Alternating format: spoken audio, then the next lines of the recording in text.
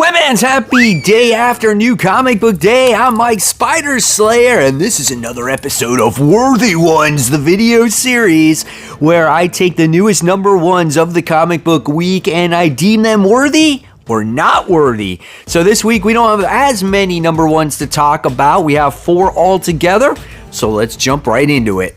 All right, everyone, let's kick this one off with Scott Snyder's Clear. This is issue 1 published by Dark Horse. I think this was a Substack project originally, and this was a very interesting comic book as you have these things called veils, and you wear a veil and it alters the reality that you live in, because basically the way Earth is now, it's this desolate waste that you don't want anything to deal with. So we don't just have internet, we just don't have VR headsets, we have these veils. So if you wanted to live in the 80s, you could live in the 80s. If you wanted to live in the 90s, you could live in the 90s. If you wanted to be in a video game world, you could do that. If you wanted to live in a porn world, you could do that.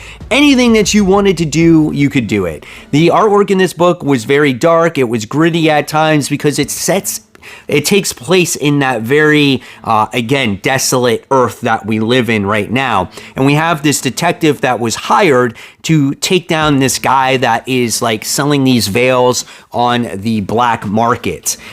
It was a very interesting concept, and the person that hired him was this female. I guess that was his wife. She doesn't believe in the veils, and supposedly this detective doesn't believe in the veils. And it looks like you're might see a hookup in the future with these two. I don't know, but you also wind up finding out that something happens to our detective's wife. And I love the action, I love the pacing, and again, a very original concept when it comes to this comic book. It's definitely a hefty book as it has a backup story in there, kind of certain things that took place in a previous time, and you get to learn a little bit about the wife. Definitely a book that I deem worthy. That's right, guys. This is a very interesting concept. I almost completely missed out on this book. I didn't see it available until the last second. I'm happy I picked it up. If I gotta rate this book, I'm going to rate this one a B. This was a solid read. I love the original idea of this concept. A strong recommend. Stoneheart. Issue 1. This book's cover looked pretty badass in itself, so I was like, oh man, I'm gonna check this out because of the cover. And kind of the story did sound interesting too when I read it on League of Comic Geeks. I'm like, oh yeah, I'm gonna give this a try. It'll be perfect for worthy ones to see if if there's another book for everyone to check out. Now when you open up this book, it does open up to a black and white concept, and that's not uncommon for comic books. I definitely have read that before, and it doesn't deter me from actually reading it, right? And actually it's in black and white because it takes place in the past, and our main character wakes up in the present in this weird world that I don't know, that I personally didn't always find interesting. And her name is Shade Whisper, and she's 20 years old. You learn a little bit about the history of this town and in its current process as well. I currently did not like it. I felt that there was too much that this book tried to introduce you to. Not only did it introduce you to the past, the council, to the characters' names, you get introduced to how old they are. Like, you get to see that here. Oh, she's age 20, and she's age 63, and she's age... Does that matter? Do we really need that in the comic book? I just found myself not interested. It took so long to get into this comic book. I did not find the character very likable, or the supporting cast as well. And it was slow in my opinion. And just the dialogue in the comic was just kind of all over the place. Like, they throw in these weird dialogue boxes that you could totally overmiss. So you get all this that's going on, and then all of a sudden you got that right there. And it's like, oh, that could be integral part or information in the story, and you can totally overlook it. So I'm going to deem this book not worthy. It was not interesting. It was not fun. The characters were not likable. I, in fact, couldn't get through this book. There was a little bit of action maybe in the last 2 pages. There was no real hook for me. So I'm going to give this book an F. Absolutely a failure. Unfortunate.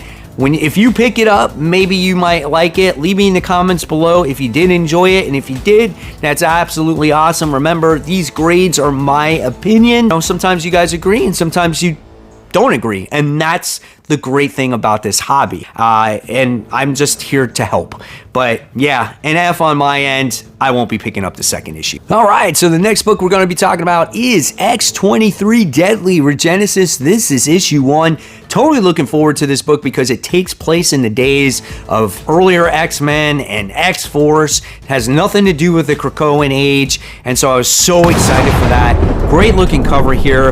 Interior artwork is pretty serviceable. I liked it. I felt at times, though, when it came to certain action scenes, I thought that maybe the artwork was a little bit stiff. I don't know if it was the inking or if it was the coloring, but it was a little bit stiff for me at times. But overall, it wasn't bad. No, don't get me wrong. I thought the characters looked pretty descriptive. I did like their facial expressions, so it was fine. This comic book had a story about Laura kind of reflecting on who she is as a person. She's kind of in a way still figuring her out.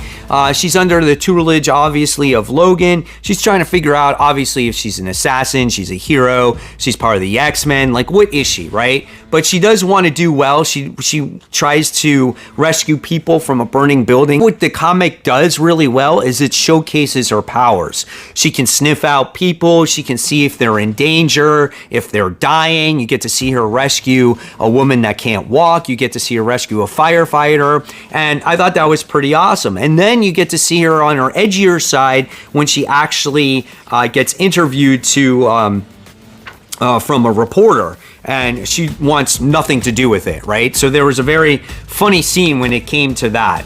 But this part was really good as she was rescuing the firefighter. I thought that was awesome because then you also get to see her healing factor. So this is kind of, going back to everything that has to do with the character that you've known and love, right? And I feel like this is kind of a good jumping on point for readers as well, because not only do you know like her healing factors and what she was in the past, but you kind of get to know what she's dealing with now, right? So in this issue, you wind up getting to meet the bad guy, and the bad guy is a character from Laura's past, and her name I think is Kimura, I think that's how you say it. And she made her first appearance in X-23 issue 6. She was the one that oversaw all of Laura's missions, and she would do anything to like bully her and get her pissed off, kind of, set her over the edge. And she actually died in All New Wolverine issue 18 back in 2017. So this is the first time that we're seeing this character in a long time. So obviously in this comic book, Laura has escaped, and our character here, Kimura, if I say it right again, she's going to do anything that she can to get Laura back. So they do this facial recognition stuff. She's hiring this fighter to go after him. That's like MMA style. And this guy has a vendetta against Laura as well. And he calls himself the Haymaker. And I thought that was kind of cool. And he kind of looks like Red Hood a little bit. But I thought that was neat, man. And I deemed this book worthy. I thought it was a lot of fun, a good X-23 story, and I felt like we haven't had one in a while. And like I said, it deals with all the facets of her life. Really good. Definitely recommend it. I'm going to give this book a B+. I can't wait for the second issue to see how her and Haymaker go battle with each other. Here we go, guys. So curious to hear your comments below on what you thought of this comic book. Dawn of DC, Adventures of Superman, John Kent, The Road to Injustice. Now, we all know that Tom Taylor created the Injustice comic book. That's kind of really what put him on the map, right? And so we're going to see John go to the Injustice universe. I guess it's the journey is going to determine if you continue reading this comic book or not. So this comic book is drawn by or illustrated by Clayton Henry, and I thought that the artwork was okay. I thought the facial expressions was good. I just thought that this comic lacked a little bit of detail. I thought the beginning was quite interesting, right? We get kind of Superman nuked by Ultraman, but there was just overly big panels here, and it spent a lot of time with John battling satellites falling from the sky.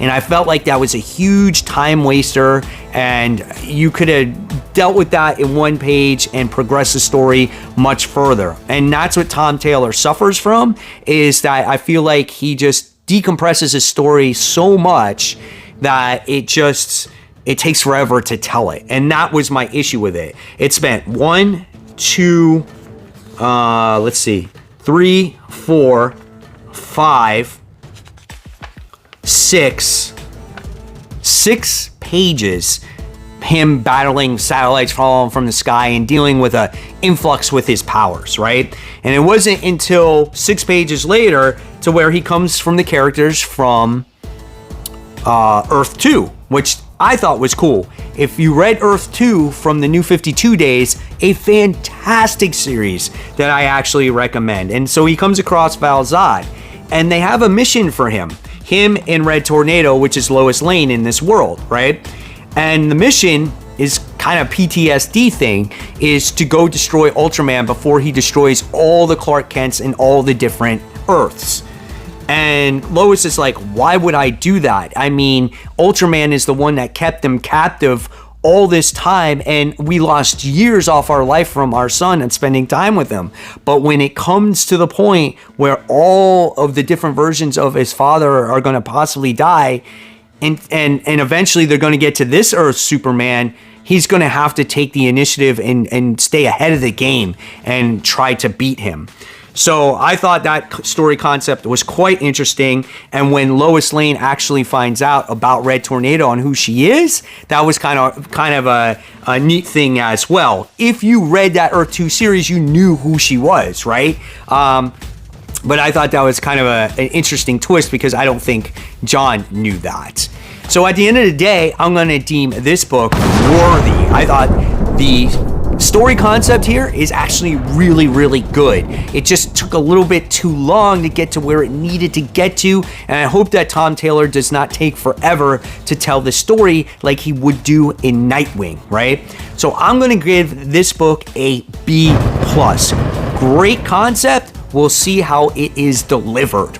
So there you guys have it. There are the newest number ones that came out this week. And I want to hear your thoughts in the comments below. Do you deem them worthy or not worthy? And of course, guys, if you love my content, I'll leave you more right here. This is my newest comic book day haul with everything I picked up for the entire week. You're not going to want to miss it. And of course, guys, keep buying, keep collecting, but most importantly, always read those comics. Take care, guys.